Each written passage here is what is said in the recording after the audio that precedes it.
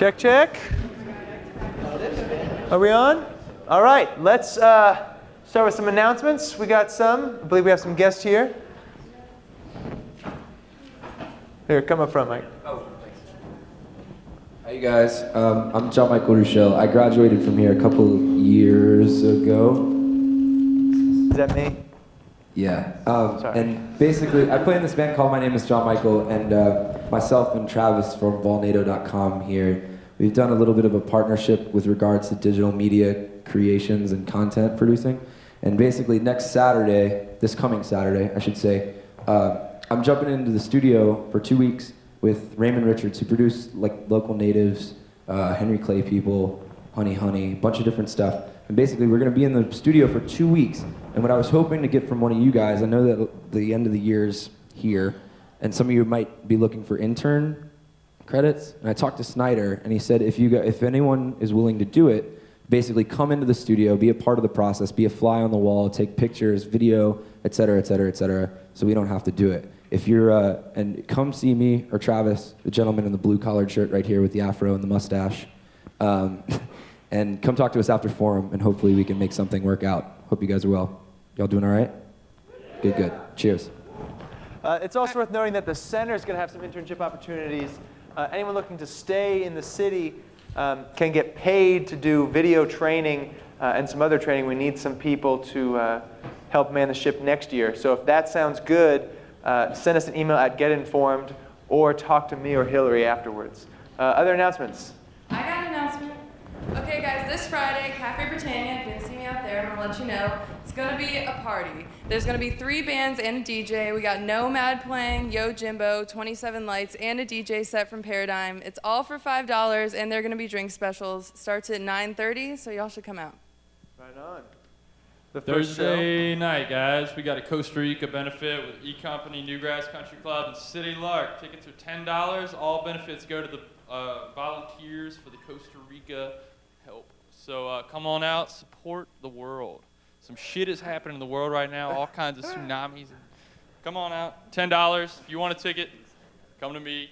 I think Pete Campanelli might have some too from Newgrass. Come support.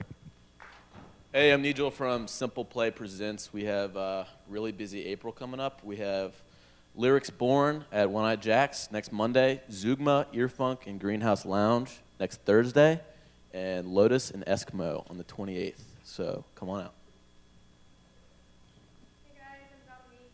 I don't know if it's on, but Community Records Block Party is coming up in like 11 days.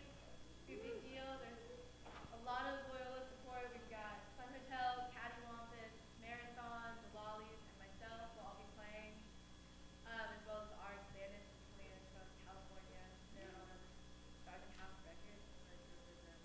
But they rule, and it's going to be an all-day festival from noon to midnight down at Big Top, and it's going to be rad. CommunityRecords.org for tickets, or you can go to Hey Cafe at the corner of 90 and 40th. Everyone's cool music. What day was it? It's Saturday, April 16th. April 16th. Right on. Hi, everybody. My name is Kimberly McMillan. I'm with Sigma Alpha Iota Music Fraternity for Women, and we're going to be having our musicale on Sunday, April the 10th at 8 o'clock in Satchmos. I'll be performing. Emily McNamara, Hannah Baldo, and some other great people that are in the College of Music that have decided to pledge SAI. So come out and support us. It's free, and you might be put in a raffle to win a $10 iTunes card.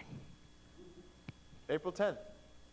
Other announcements? Yeah. Hey, I'm Pat Sundell from City Lark. We're like you just said, we're playing on Thursday night with E-Company and with Newgrass Country Club at Britannia, and that's for a really good cause. But if you can't make it out, you should stop by the P Squad on Friday afternoon for Loyola Palooza, I think it's called. And we're going to be playing in the P Squad, and it's going to be rad. So check it out. Right on. Hey everyone, here's another wonderful announcement about NOLA Sound. We're still looking for some bands to help us out. We'll buy you pizza, new guitar strings, we'll record you, I don't know. We just need your help. So please email us at nolasound@gmail.com and we'll get together and do something. Let's do that. Let's get bands there. Let's do it. Mississippi Rail Company did it, and you know what? It was awesome. Thank you. Any other announcements? Very passionate about NOLA Sound. I'm sorry. Mississippi Rail Company, my band, has a show April 16th. We're playing at One-Eyed Jack's with Lost Bayou Ramblers. If you have not heard them and you like Zydeco, you're an anomaly. So let's change that and come out to our show. And there's rumors that the Gibbers are going to be sitting in with us. So if you're down, come and check it out. And I believe I have one more announcement. Yeah, next week for Forum guys, Hal Gill is coming as a singer-songwriter. He's actually a really good friend of Billy's. So come out, tell everyone you know to come out. If you're a musician, if you're going to be dealing with musicians, which let's be honest is all of us, it's definitely worthwhile to hear. So next week, Forum, same time it is always. And this Thursday, you should be getting an email blast about it. Actually, click the links. They're really worthwhile. Thanks. Thanks, Mike. So without further ado, let's get started on this Get Informed. Please join me in welcoming your own Professor Bob Rainey.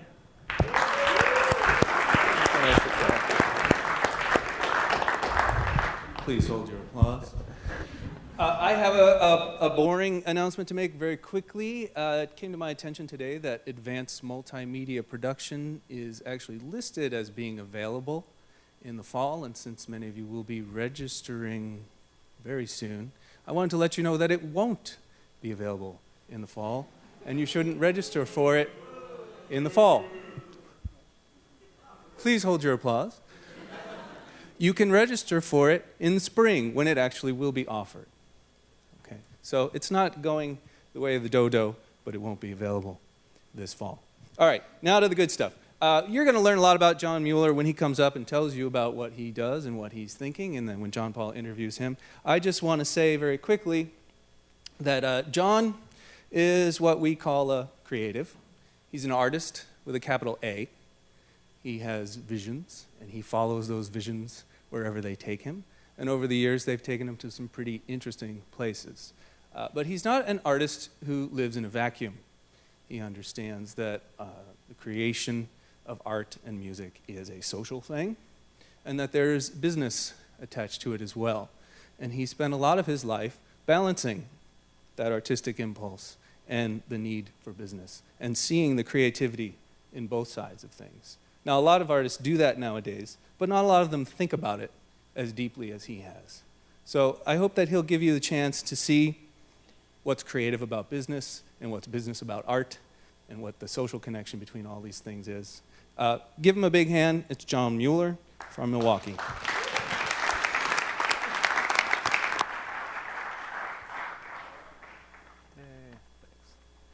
Am I on? Can you hear me? All right. Thanks, everyone. It's my first time to New Orleans. It's a great city, and it's exciting to see all of you so involved in music. Is it true that you're all in the music program here? Yeah. Okay. Well, like Bob said, I'm going to tell you a little bit about myself first. I'll try to get through this all as quickly as I can. Then I'm going to sit with John Paul, and he's going to ask me some more in-depth questions about what I do and what I think. But I think you need a little bit of background first, because my background is a lot different than the path that you guys are on right now. As opposed to going to school for music, I got my undergrad in English, and then I went on to do a bunch of jobs that were incredibly horrible and not related to music at all, and soul-crushing and all that. And I did music on the side. And while that's great, and I think that's what a lot of people do, that's maybe what some of you will end up doing, what I want to share with you is that it doesn't have to be so black and white. It doesn't have to be this world that you live in where your creativity is funneled all into one place and the rest of your life is miserable and unfulfilled. I guess what I started thinking about is what creativity means to me and how I can apply it not only to music but to other things that I do. So early on I thought about creativity just in terms of this artistic strategy or artistic work that I would do. So anytime I would want to do something creative, it was this, just typical artistic practice. I guess over time when I started to realize that, it's not just about music or it's not just about art. I do have a background in visual art as well and film. Creativity is really about being in one place and getting to another place. So as you see on the slide here, an island is a good example of that. I mean, how do you get out to that place? You have something that you want to do. You have some place that you want to get, be it you want to write a song, you want to go on tour, you want to become a rock star, you want to do whatever it is that you want to do. How do you get there? That's really what creativity is. And the more I started to think about that and understand that, creativity is really it's a problem-solving process. And once I understood that it was about problem-solving and less about artistic activity, that opened up this whole other world to me. It opened up this world where I could think about, okay, how can I solve other problems using creativity? You know, how can I go and do something? How can I serve a function in the world? Because that's really an important part of what you all have to think about too, is how can you be an active member of society and solve people's problems for them and help people and do that creatively? So that's one part of it. And that really was a big change for me in thinking of that. Not only did that help me think differently about music and what I did with music, but it helped me think about how I could maybe work in other situations too. So I guess instead of having these soulless jobs that I was miserable with, I started actively looking for situations and opportunities where I could help people out on my own terms and not just get a job to pay bills, but do things that were interesting to me that also helped people. So creativity was a part of getting to that point for me. We'll probably get more into details on stuff in Q&As, but I just want to give you guys that as background. The bottom line is really making something interesting happen, either whether it's work that you're doing for yourself or for other people. So if there's a place that you want to get, so you have your island, so to speak, how do you get there? And I feel like the process of getting to that point is where the real creative element starts to take hold. So as you can see in this slide, if you're here and you want to get to the other side, there's a lot of distractions that can come in between you. So what are those distractions for each of us? Time, friends, social commitments, anything that's going to keep you from doing the work that you want to do. But really, I would encourage you to explore some of those distractions and stop and look at some of those things along the way and find different things that can inform your work and inform what it is you do without being directly associated. So for instance, don't just be involved in music. Get involved in other things, because it's a big world out there, and a lot of stuff that is non-music related has really informed a big part of what I do musically. So it's really been an important part of my process.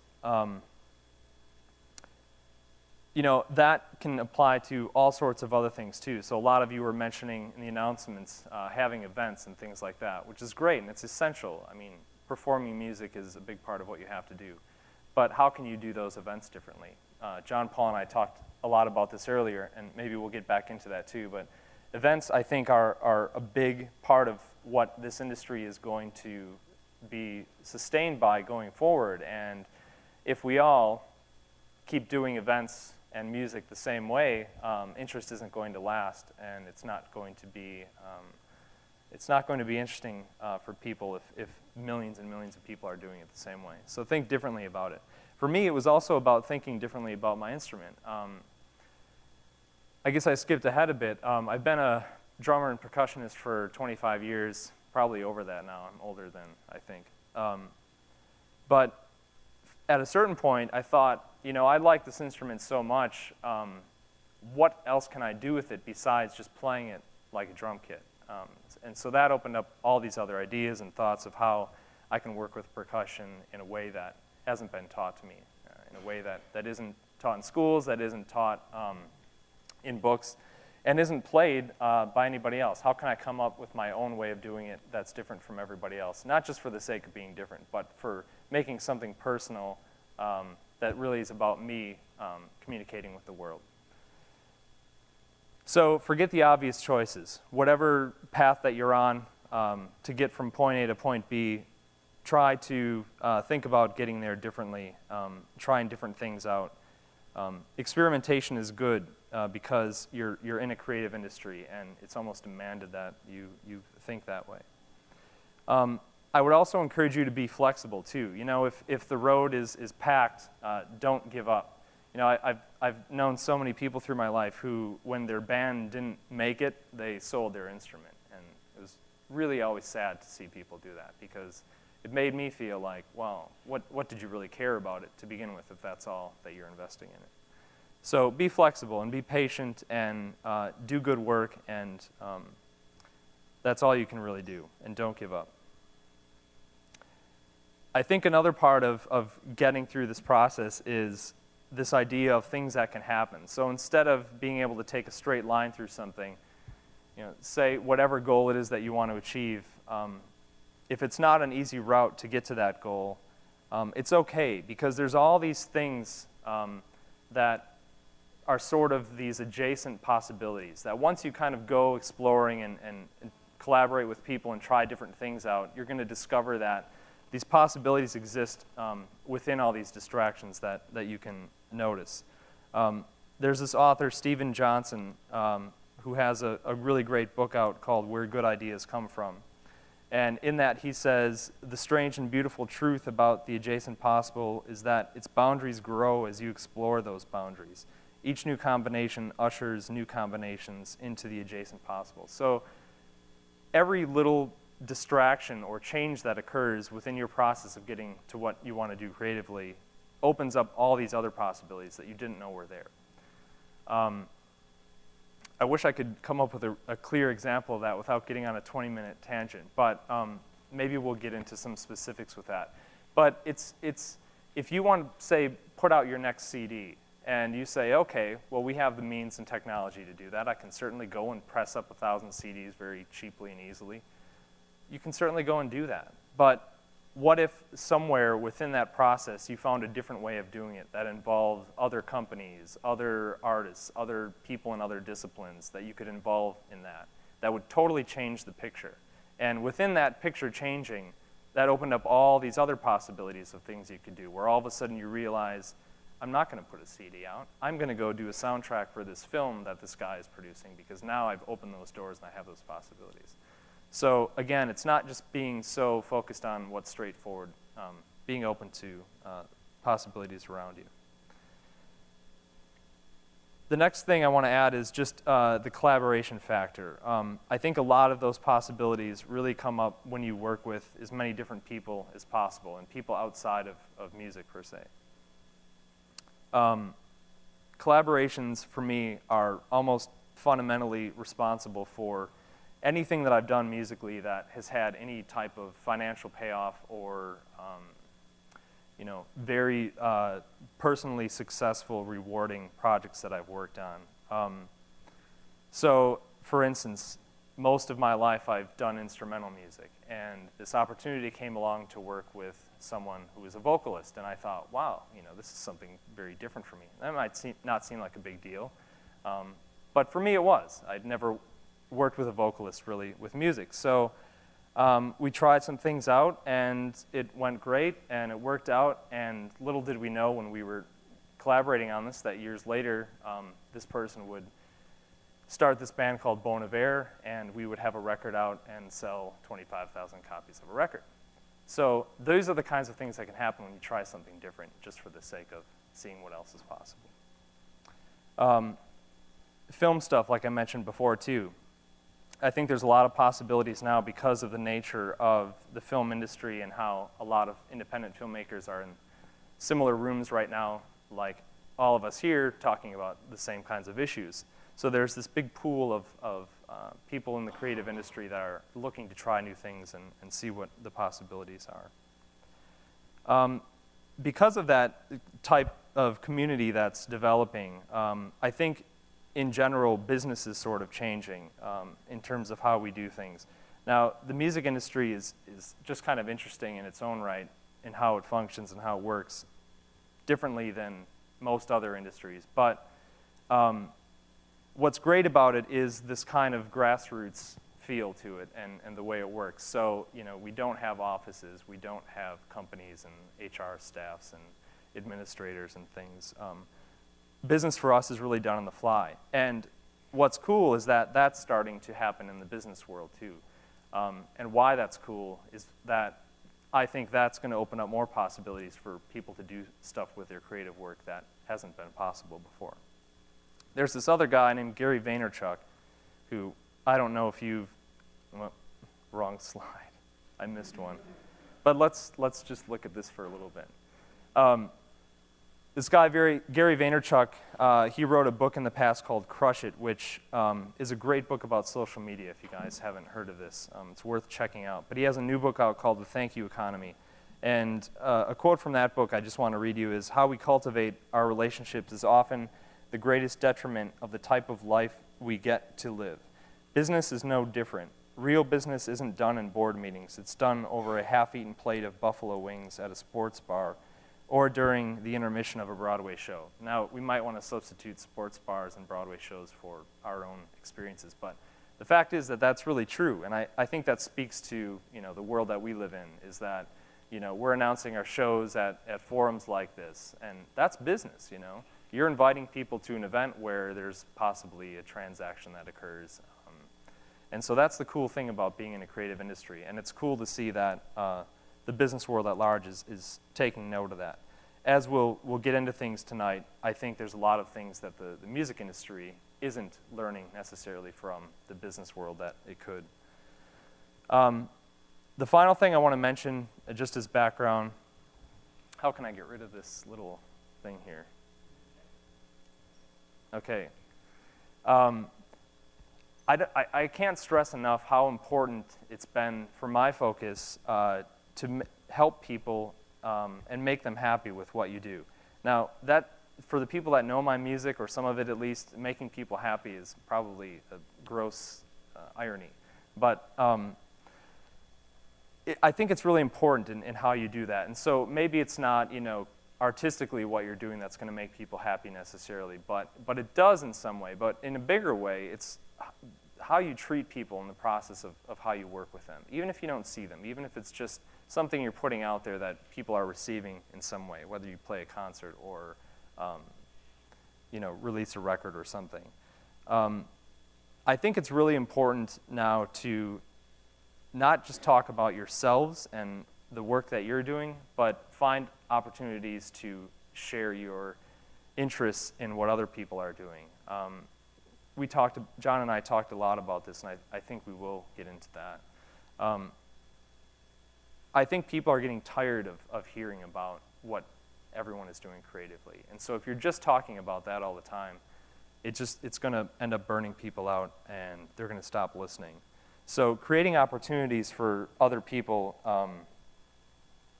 is a great way to not only support the work that you're doing and kind of build your audience, because you're bringing other people into the fold who then might talk about your work as well, but it's just great to support other people's work that you're interested in, because in turn you're kind of building these communities around what you're doing. And I know you all understand the importance of that. I think just, if there's any way to be thankful for the opportunities you get. I think as musicians, a lot of what I've seen is people get opportunities and they sort of take it for granted, like, oh, you're flying me to this festival in Paris. That's great, thank you. And I'll come there and I'll drink all the beer and I'll make a mess in the back room and you'll be happy to pay me and I'll be on my way. I mean, I think that just doesn't cut it anymore. What's really interesting is that companies in the world spend many, many, many thousands of dollars on building customer satisfaction programs into whatever it is that they do. And artists, people who are creative, who actually have a one-on-one interaction with their customers sometimes, don't really think about that too heavily. They don't, in general, and I'm totally generalizing, but from what I've seen, people aren't so concerned about making sure that their customers are happy. So if somebody gives you an opportunity, just be sure to thank them in a unique way that they'll remember you. Because even if you don't fill all the seats at the show, but you were way cooler and nicer and just better vibes all around than the band that sold the club out but were total assholes, they're going to call you to come back. They might call the other band back too. But it's better to be the person that's kind of on the high road, I think. It's going to open up more doors for you in the future. So that's kind of my philosophical background, and I think we can get into some questions now.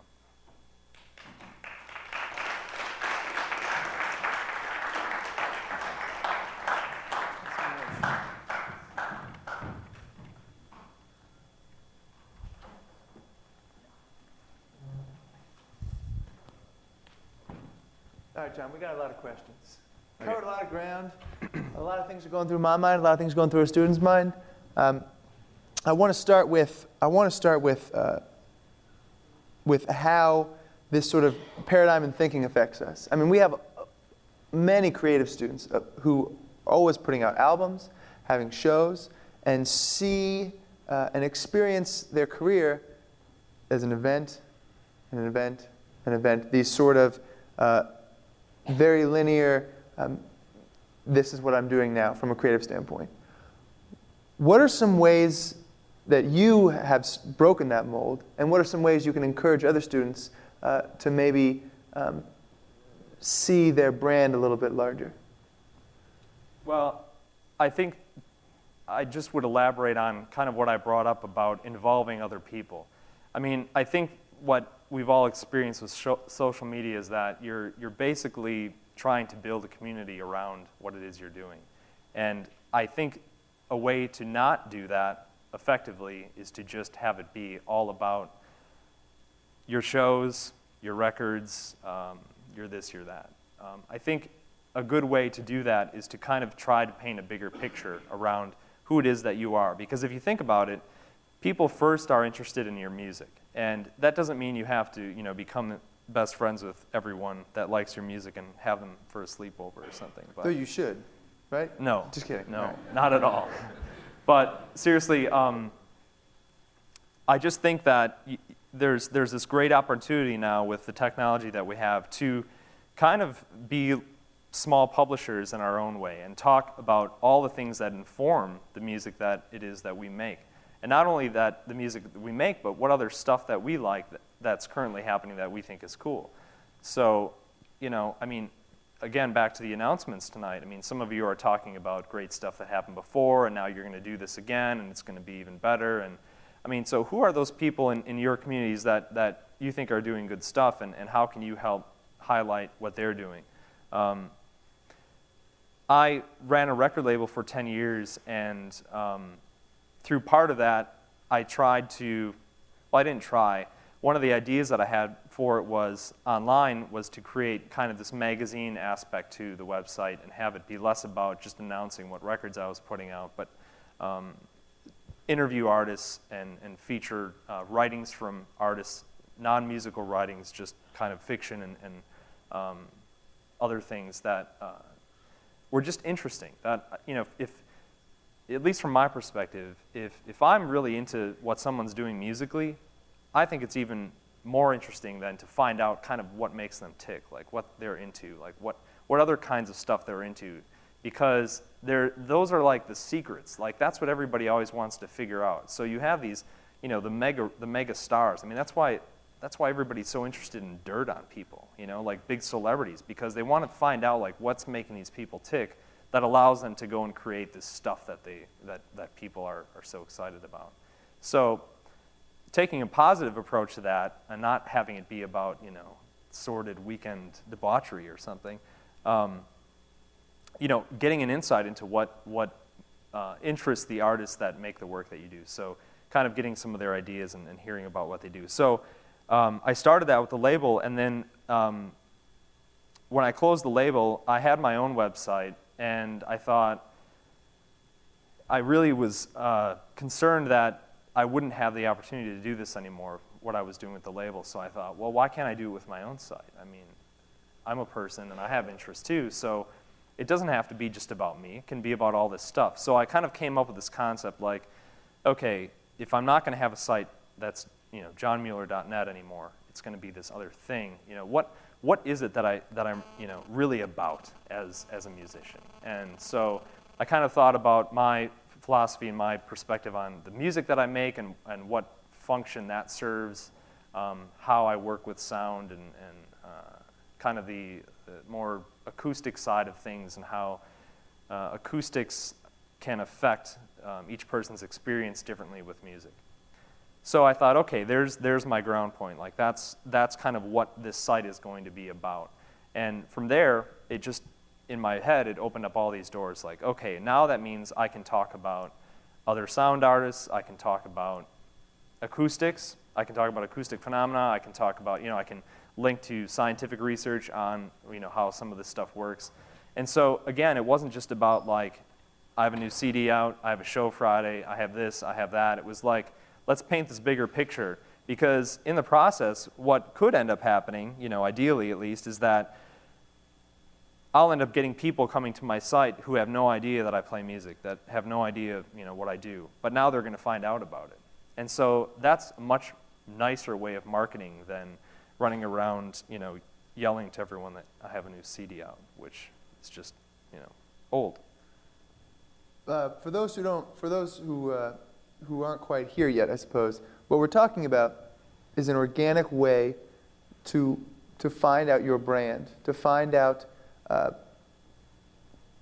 things that resonate with you and that your community can sort of hold on to in a larger scope than just your music. Now, the site that you're talking about is your own site, Rhythmplex, which started off as your own site, but is now this much larger project. How have some of your other experiences with various forms of social media influenced how you communicate with your audience? Well, it's hard to say. I guess in some ways it's kind of narrowed it. For instance, I canceled my Facebook account recently, which was this weird thing. Well, it's so right. I mean, it was a weird thing because instantly all these people started emailing me saying, what happened? And just, are you all right? Yeah, just the idea that caused that much of a shock reaction, in the system. It kind of made me really question, like, what is this thing and why is this so important to people and what does it really mean to people? And so that, in kind of a negative way, affected my thoughts on how we're communicating with each other. The problem I was having with Facebook is that I'm not against it. I don't think it's a bad thing. I just felt like I didn't really know what its purpose was for me and how I was using it, and it was just turning into this kind of garbage dump that that I ended up viewing MySpace as well. So I thought, like all things, if you just got into a conversation with someone and just started talking about all this random nonsense, the person you were talking to isn't going to hang around very long. So I just feel like some of these platforms are just indicative of that. It's just a great place to spend hours on meaninglessness, and I'm just not into that. Right on. You spoke earlier about some things that the artist, the musician, can learn about their communication from businesses, especially businesses that are spending their resources on customer satisfaction. What are some of those things that we can get hip to? Well, I mean, that's really the main thing. Is there something in particular that? Well, you spoke about a label that you've worked with. I guess it's not really a business; it's still in the music community. But there's a label. Okay. Yeah. I think this whole idea of community is a big deal right now. When I say big deal, I mean it's really the opportunity that we all have to do anything with our creative work, is this idea of building a community. And so I think there are certain very creative entrepreneurial people who are involved on the industry level, who have record labels, who are in the business, that are doing things a little bit differently. I mean, you still have to do what you have to do, and you're still producing a product and you're selling it for money. But there's a particular label called Home Tapes in Portland that I think is doing some really interesting stuff in terms of kind of the background. I mean, when you see them, like if you all went and researched them now, you would see that, okay, it's a record label, big deal, And that's fine. But behind the scenes, what they're doing and how they're working with the people that they work with, it's really kind of an interesting process. And it's almost cult-like in some ways. I was telling John Paul a really interesting story before that I'm not going to get into now, but there's something about, you know, how you decide and choose who it is you're going to work with that's really important now more than ever. And I think our ability to kind of create communities around what we're doing will help identify those people easier than it was in the past. And so why that's important is you're going to have way less stumbling blocks and you're going to make less mistakes because you're going to be aligned with the people that you really know are the good people. Zach and I were talking earlier about the importance of when if you have a band and you're not playing with people who totally get it, and when I say get it, I think you all get it. If you're not playing with people like that, it's just the music is not going to go to the level that it could go. But when you do find those people, and you can't put an ad out for those people, they're not going to, you know, you just can't. If you want to find those people, it's hard to find them. But once you find these people that you're really kind of tuned in together, something really, really great happens with the music. And likewise in business, it's the same thing. So when you align with people that are really kind of on the same page, that's when really powerful stuff happens. And I think labels like Home Tapes really, really get that to a very high degree. So for them, it's not so much about like, oh, your band has sold a bajillion records. We'd love to put out your record. Thank you very much. It's less about, hey, that's cool. Congratulations. But you're not in our cult yet, so thanks anyway, goodbye. You know, I mean, it's like this kind of process that you go through that you just kind of make sure that everybody's dialed into the same thing. And that maybe sounds ambiguous and weird, and if anybody from Home Tapes ever sees this, I apologize for putting you through the ringer. But it's, as an outsider's perspective, I think it's something really important, and I think it's indicative of kind of how the musician works, and to see like a label kind of reflecting that and see other very small labels who are now growing to bigger degrees, which Home Tapes is doing, for example. I think it's cool, and I think it's kind of indicative of what's going to happen. When we talk about releasing CDs, releasing content in new ways, this is something that can really let an artist stand out. If you can find a way to give your content to your core audience in a meaningful way, you stand a chance of really fostering loyal listeners, loyal consumers for a really long time. From your experience, have you found any releases, any physical releases? You don't download much. You're really into the physical collection. Have you found any examples of some really interesting physical distribution that sort of cultivates this community? Well, I think everybody in this room is probably familiar with the idea of making something unique that you would sell at your show or something like that. I think it's just important to always have something a little bit personalized and special for people. And that's not to say that everyone's going to buy it and you're going to sell, you know, tons of these, but I think it's just a good way to kind of establish that relationship with people and say, you know, your interest is important to me, and so in turn, I'm making something special for you, and you're going to buy it. But I'm making something special for you. It just kind of strengthens that connection between someone's interest and what it is you're doing. I'm also super, super into the idea of like not even having releases at all. Like for a while, I had this idea of starting a band that didn't put any music out at all and just played shows and composed songs.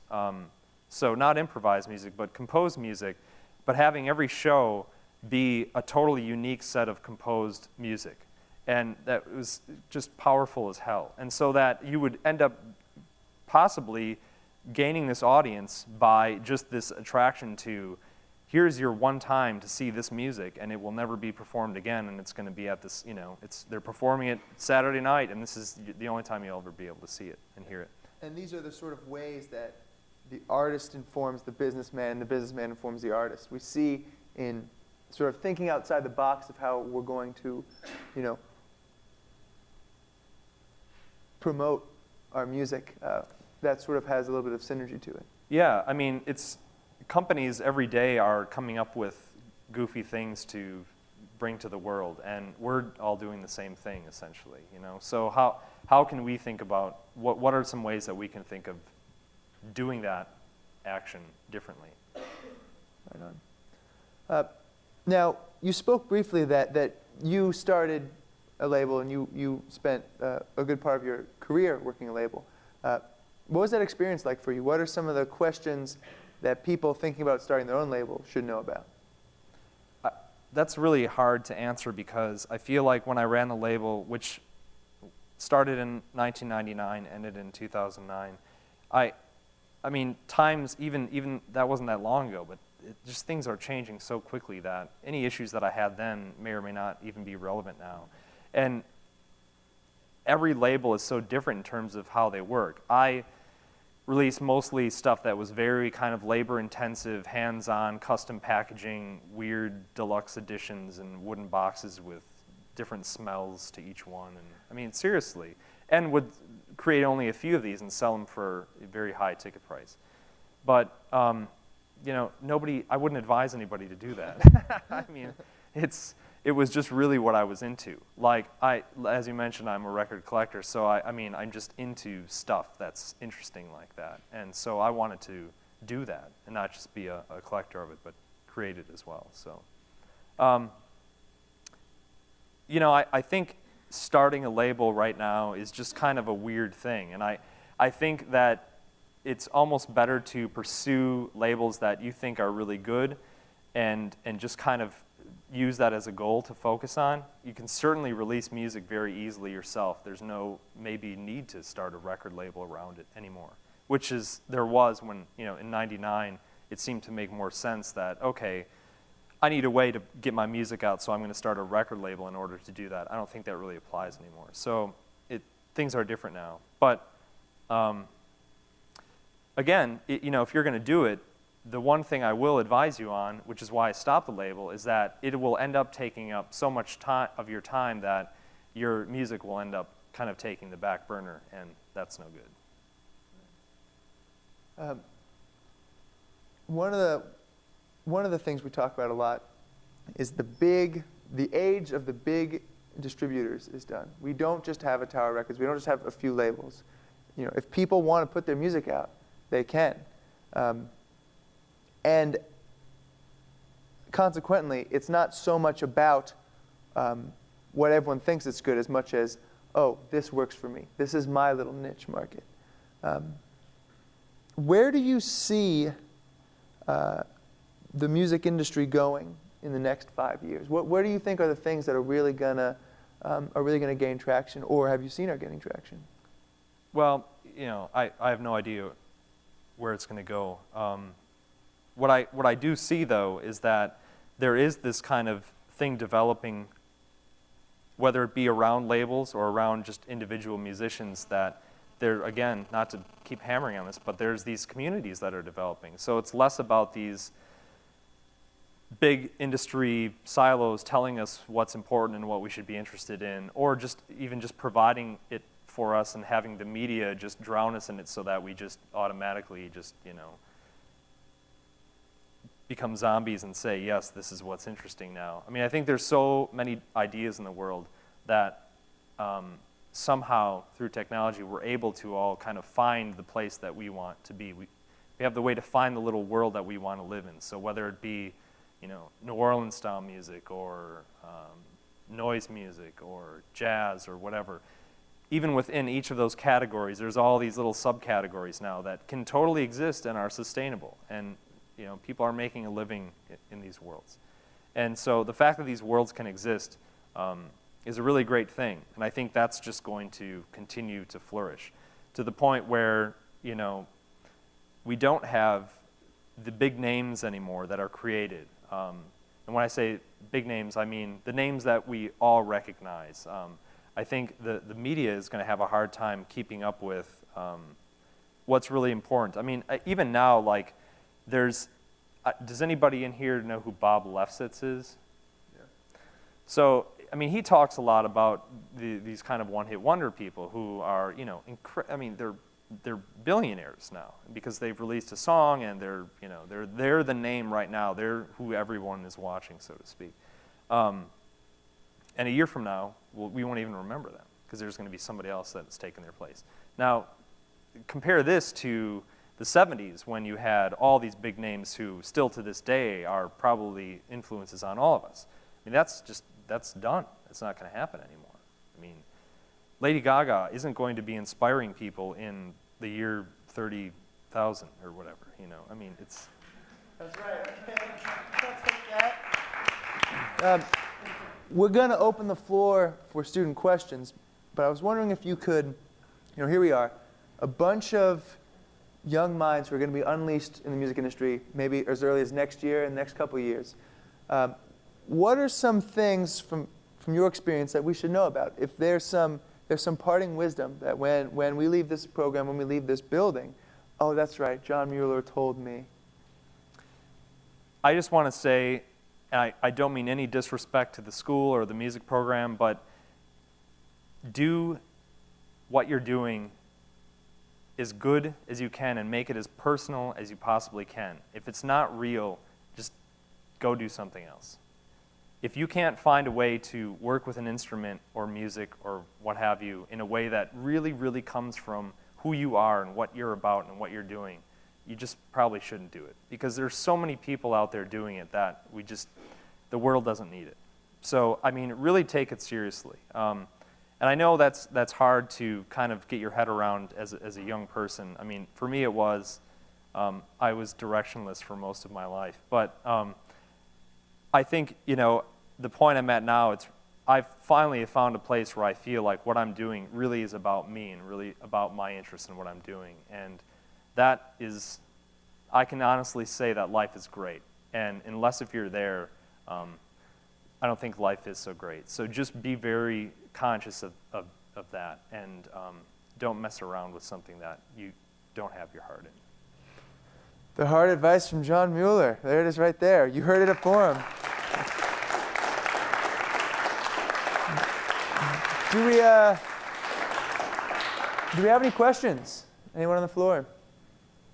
Thought I saw one earlier. There it is.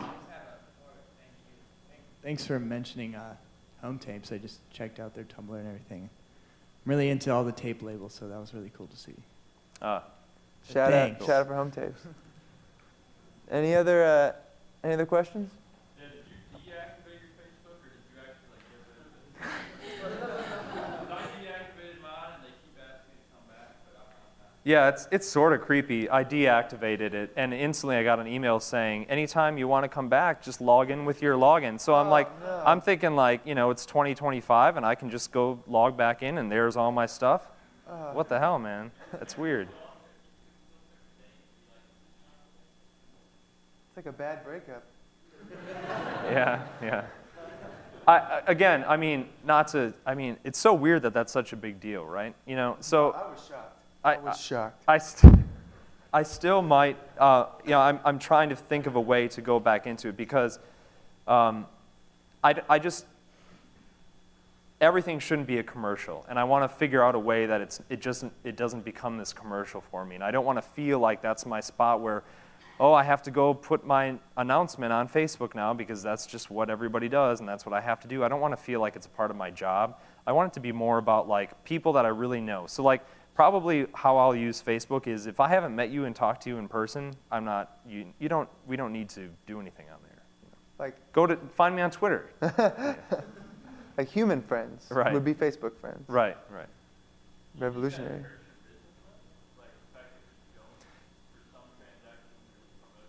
Yeah, I thought of that because it was one of the reasons why I left it is because it was getting this insane every day. There was just all day long these friend requests, and I mean I don't know any of these people. John's very popular.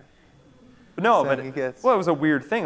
That's what I mean. I doubted it was because of some kind of interest in my work. I think it was just people going to other people's friends lists and just adding everybody's friend, which I think is what started to happen with MySpace. When it just turns into this really whorish, gross world of just promotion hell, So, yeah, I need to kind of figure out a way to make it more personal. So I've considered that, and I don't know if giving up the whorish aspect of it is going to hurt me in the end, but I doubt it, Any other questions? Hey, There we go. my question was, you talked about the community building. That's the most important thing. I agree with you, but I'm wondering what your mechanism is for your personal use. What do you actually use to build that community? Well, you know, like John mentioned, my own site, and community is a weird word. I mean, community, when you say it, it sounds like, you know, I've got this like pool of people that I just always have interaction with or something. And it's not so much that. It's just kind of using online tools to let people who are paying attention know about what I'm into and what I'm about. And so that, again, just doesn't mean, you know, very concretely what it is I'm doing, what activities I have going on, but it's about like a dream I had last month, or what I think about page 36 of this book I read recently, and what that means to you know, my life in the greater scheme of things, and things like that, and interviewing other people and featuring those on my site, and then obviously using things like Twitter to direct people to that. So now you have, you know, if I do an interview with so-and-so and I post it on my website, and then I announce that on Twitter that there's an interview with so-and-so, it's not about me. It's not just, you know, me spamming about what it is that I'm doing and people getting tired of that. So you're attracting this whole other group of people, potentially, that are going to go to the site then, find, you know, read this article that they're interested in, and then, you know, presumably say, what is this place? Oh, there's all this other stuff here that seems kind of curious too, so let me explore and check all this stuff out. And then, you know, the situation that it creates is that that's how they discover what it is that I'm doing. And then not only what I'm doing, because I don't think that's enough anymore. I think just people kind of getting led to a blog or website and then discovering that the person whose site it is has a CD for sale. That doesn't mean they're going to go buy that, because who cares, you know? But if your site then kind of gives this overview of who you are and what you're really about and the kind of stuff that you're thinking and what your whole kind of philosophy is around what you're doing, that possibly has a better chance of making somebody say, you know what, I don't understand a lot of what, you know, I don't really get what this guy's music is all about, but I'm curious enough to take a chance and I'm going to try it. And I'm pretty sure that that's happened. I have to assume that that's the case. I mean, for the amount of music that I sell on my site, I mean, there's got to be, you know, I guess there's no way to know, but there's got to be a percentage of those people who are just taking a chance. You know. Any other questions? Well, John, thanks so much. Thank you. Thanks, everyone. Thanks, everyone.